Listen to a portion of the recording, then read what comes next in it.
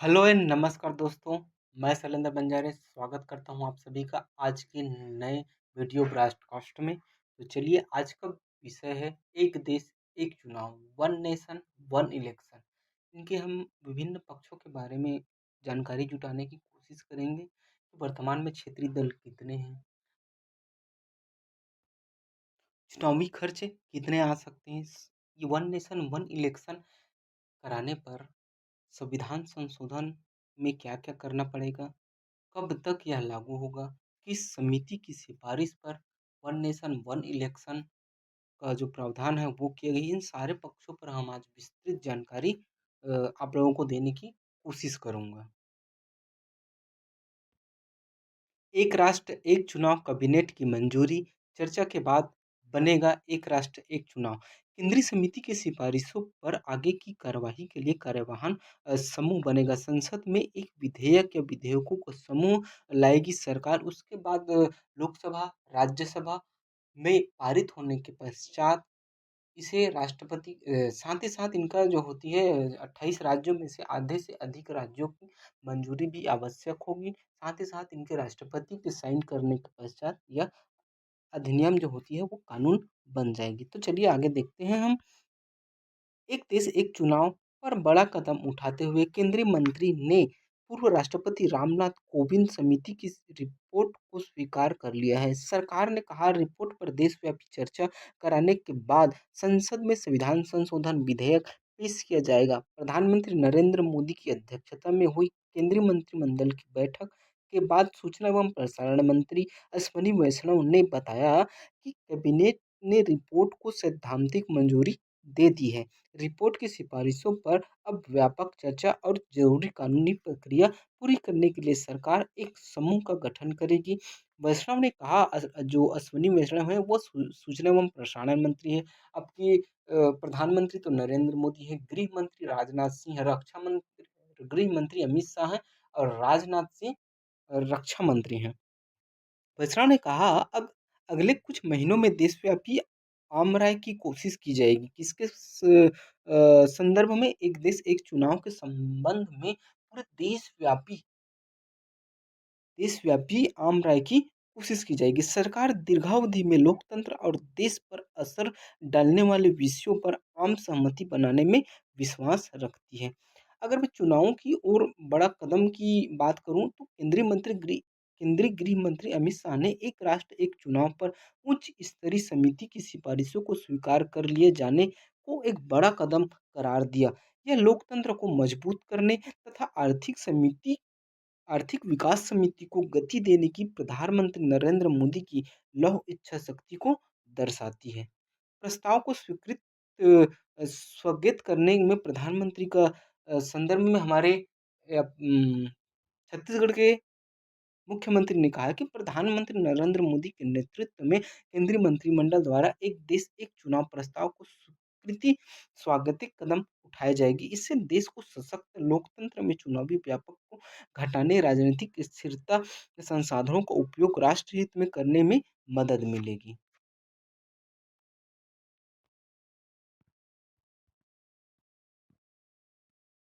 एक देश एक चुनावी खर्च, अगर 2024 या फिर आने वाले चुनावी वर्षों में एक साथ चुनाव कराते हैं तो लगभग लगभग हमारे चुनाव में जितने खर्च होते हैं उससे 30% खर्च कम होगा। 2024 में भारत सभी स्तरों पर चुनाव को 10 लाख रुपए करोड़ खर्च होने का अनुमान है। चुनाव खर्च पर नजर रखने वाले एक विशेषज्ञ के अनुसार एक राष्ट्र एक चुनाव लागू होने पर चुनाव खर्च में कम से कम 30% की कमी आ सकती है। हालाँकि उन्होंने कहा कि यह निर्वाचन आयोग की कार्यकुशलता और राजनीतिक दलों के सहयोग पर निर्भर करेगा। 3 दशकों से चुनाव व्यय पर नज़र रख रहे एन भास्कर राव ने कहा कि अगर वोट के बदले नोट और मतदाताओं को लुभाने पर अंकुश लगाए बिना चुनाव खर्च में उल्लेखनीय कमी नहीं आएगी।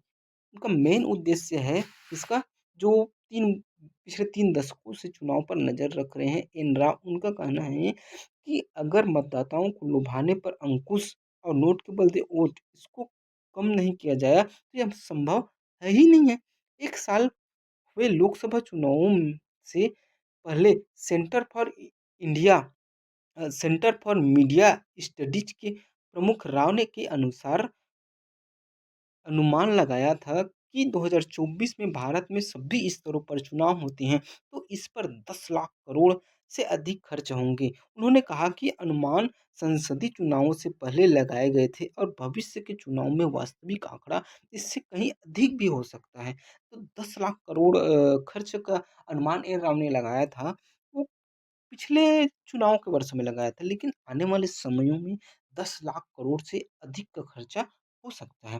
राव ने स्पष्ट किया कि इन आंकड़ों में राजनीतिक दलों द्वारा निर्वाचन आयोग को बताए गए आधिकारिक व्यय के आंकड़ों तथा चुनाव कराने में सरकार द्वारा की गए व्यय के अतिरिक्त बेहिसाबी व्यय भी सर जो राजनीतिक दल चुनाव आयोग को खर्च का ब्यौरा देते हैं और राजनीतिक दलों द्वारा जो खर्चा किया जाता है, उसमें काफ़ी अंतर होता है, क्योंकि राजनीतिक दलों द्वारा उतना ही खर्च का ब्यौरा चुनाव आयोग को दिया जाता है, जितना विधि युक्त है, लेकिन उसके पीछे बेहिसाब खर्चा होता है। राव ने कहा, एक राष्ट्र एक चुनाव के विचार को अपनाने से अनुमानित 10 लाख करोड़ रुपए के चुनाव खर्च में से 10 लाख करोड़ में से 3 से 5 लाख करोड़ रुपए की बचत हो सकती है, जो निर्वाचन आयोग की कार्यकुशलता और राजनीतिक दलों के सहयोग पर निर्भर करा। कुछ लोग एक वन नेशन वन इलेक्शन का विरोध भी कर रहे हैं, तो उनका क्या मत है, आइए देखते हैं। रिपोर्ट में कहा गया है, एक साथ चुनाव का विरोध करने वालों से ने आशंका जताई कि इससे इसे अपनाने से संविधान के मूल ढांचे का उल्लंघन हो सकता है या लोकतंत्र और संघीय व्यवस्था विरोधी हो सकता है। इससे क्षेत्रीय दलों को हाशिए पर डाला जा सकता है और राष्ट्रीय दलों के प्रभुत्व को बढ़ावा मिल सकता है। निश्चित ही क्षेत्रीय दलों को इसमें कम महत्व दिया जाएगा, जबकि राष्ट्रीय दल वर्तमान में राष्ट्रीय दल आपको पता है कि 6 राष्ट्रीय दल है मान्यता प्राप्त। उनमें से भारतीय जनता पार्टी जिसे भाजपा कहा जाता है, national people's party, Bahujan Samaj party Baspa, भारतीय राष्ट्रीय कांग्रेस जिसे कांग्रेस कहा जाता है, भारतीय कम्युनिस्ट पार्टी और आम आदमी पार्टी, ये 6 राष्ट्रीय दल हैं और पिछले समय में 3 राष्ट्रीय दलों की मान्यता समाप्त कर दी, जिसमें तृणमूल कांग्रेस, टीएमसी, राष्ट्रवादी कांग्रेस पार्टी, एनसीपी और भारतीय कम्युनिस्ट पार्टी, इनकी राष्ट्रीय सदस्यता समाप्त कर दी गई है। वर्तमान में 6 राष्ट्रीय दल हैं, लेकिन क्षेत्रीय दलों की संख्या राज्यों के हिसाब से अलग-अलग है। लगभग 100 डेढ़ 100 के आसपास क्षेत्रीय दलें हैं, जिनको वन नेशन वन इलेक्शन में दिक्कत आएगी, क्योंकि उस समय राष्ट्रीय दलों को कहीं न कहीं ज़्यादा फ़ायदा होगा। ये विरोध जता रहे हैं, कुछ जो इनका विरोध कर रहे हैं। मार्च में समिति द्वारा राष्ट्रपति द्रौपदी मुर्मू को सौंपी गई रिपोर्ट के अनुसार आप आम आदमी पार्टी, कांग्रेस और माकपा ने इस प्रस्ताव को यह कहते हुए खारिज कर दिया कि यह लोकतंत्र और संविधान के मूल ढांचे को कमजोर करता है। बसपा ने इसका स्पष्ट रूप से विरोध नहीं किया, लेकिन देश के बड़े क्षेत्रीय विस्तार को और जनसंख्या के संबंध में चिंताओं को उजागर किया, इस जिससे इसका कार्यान्वयन चुनौतीपूर्ण हो सके। एक देश एक चुनाव 32 राजनीतिक दलों ने प्रस्ताव का समर्थन किया है। केंद्रीय मंत्रिमंडल द्वारा बीते बुधवार को स्वीकार की गई समिति की रिपोर्ट के अनुसार एक देश एक चुनाव पर उच्च स्तरीय समिति ने 62 राजनीतिक दलों से संपर्क किया था, जिसमें 47 ने जवाब दिया, जिसमें से 32 ने एक साथ चुनाव कराने का समर्थन किया है, 15 ने इसका विरोध किया है। पूर्व राष्ट्रपति रामनाथ कोविंद की अध्यक्षता वाली समिति की रिपोर्ट में कहा गया है कि 15 राजनीतिक दलों ने यह जवाब नहीं दिया है। राष्ट्रीय दलों में कांग्रेस, आम आदमी पार्टी, बहुजन समाज पार्टी और मार्क्सवादी कम्युनिस्ट पार्टी ने प्रस्ताव का विरोध किया है, जबकि भारतीय जनता पार्टी और नेशनल पीपुल्स पार्टी ने इसका समर्थन किया है। चलिए अब हम देखते हैं चुनाव से संबंधित संवैधानिक प्रावधान क्या कहते हैं। तो भारतीय संविधान के भाग 15 में अनुच्छेद 324 से 329 का तक निर्वाचन आयोग तथा निर्वाचन से संबंधित उपबंध किए गए हैं। देश में स्वतंत्र एवं निष्पक्ष चुनाव संपन्न कराने के उद्देश्य से भारतीय संविधान में निर्वाचन आयोग यानी कि इलेक्शन कमीशन के रूप में एक स्थायी संस्था एवं स्वतंत्र निकाय का प्रावधान किया गया है। भारतीय संविधान में निर्वाचन आयोग के कार्य एवं शक्तियों का वर्णन किया गया है, परंतु जनप्रतिनिधित्व अधिनियम 1950 एवं जनप्रतिनिधित्व अधिनियम 1951 के के द्वारा निर्वाचन आयोग की शक्तियों को विस्तारित किया गया है। भारत में निर्वाचन आयोग की स्थापना 25 जनवरी 1950 को की गई थी। चुनाव आयोग एक अखिल भारतीय संस्था है, क्योंकि यह संसद तथा राज्य विधानमंडल दोनों के चुनावों के लिए समान रूप से उत्तरदायी है। परंतु राज्यों में होने वाले पंचायतों एवं निगम चुनावों के लिए इनका कोई संबंध नहीं है। पंचायतों में होने वाले चुनाव के लिए राष्ट्रीय का कोई संबंध नहीं होता। अलग राज्य आयोग होते हैं, क्योंकि उनके लिए की व्यवस्था की गई है। सार्वभौमिक व्यवस्था। अब निर्वाचन आयोग की संरचना की बात करें तो निर्वाचन आयोग 3 सदस्यीय निकाय है, जिसमें एक निर्वाचन निर्वाचन आयुक्त तथा 2 अन्य सदस्य होते हैं। सभी सदस्यों की नियुक्ति राष्ट्रपति के द्वारा की जाती है। इनका कार्यकाल 6 वर्ष का या 65 वर्ष जो भी पहले हो, उनका कार्यकाल रहता है। वे किसी भी समय त्यागपत्र दे सकते हैं तथा उन्हें कार्यकाल समाप्त होने से पूर्व भी हटाया जा सकता है। चलिए आगे देखते हैं निर्वाचन आयोग के कार्य कौन-कौन से होते हैं। तो पहला होता है निर्वाचन आयोग चुनाव तिथियों का निर्धारण करता है। संविधान के अनुच्छेद 324 के अनुसार निर्वाचन आयोग का चुनाव कराने संबंधी निर्णय करने का अधिकार संविधान के किसी अन्य अनुच्छेद से बंधा हुआ नहीं है। संविधान पीठ के अनुसार चुनाव कराना निर्वाचन आयोग का विशेषाधिकार है। निर्वाचन की ही चुनाव की तिथियों का निर्धारण करने वाली सर्वोच्च संस्था है। दूसरा कार्य है चुनाव क्षेत्रों का परिसीमन यानी कि सीमांकन करना, डेलिमिनेशन ऑफ कॉन्स्टिट्यूनिस।